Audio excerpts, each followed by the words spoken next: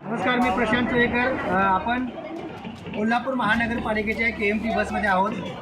चिखली तालुका करवीर येथील नागरिक आहेत, यांना स्थलांतर करण्यास प्रारंभ केलेला आहे. दरवर्षी चिखली तालुका करवीर या ठिकाणी महापुराने या गावाला विळखा घातलेला असतो. या काळात ह्या लोकांना अनेक लोक मदतीला सुद्धा येतात. तसेच चिखली तालुका करवीर या गावातील लोकांना स्थलांतरित रजपूतवाडी या ठिकाणी जागासुद्धा उपलब्ध करून दिलेली आहे.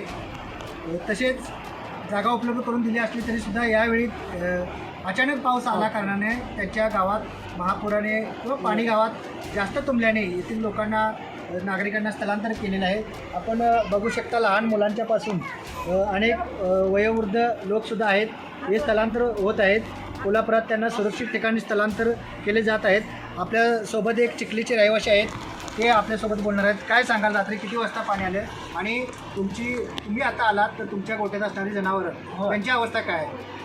अचानकच पाणी चालल्यामुळे सगळी बाहेर पाडायचं. सकाळी संध्याकाळीपासून पाणी चालू झालं. रात्री किती वाजता पाणी आलं? रात्री 10-3 वाजता चालू होतं पाणी. 10 वाजल्यापासून 10 वाजल्या कुठे थांबला होता? 10 वाजल्यापासून कुठं थांबला होता? घरी पाणी आलं. दारात पाणी आलं होतं. दारात पाणी आलं.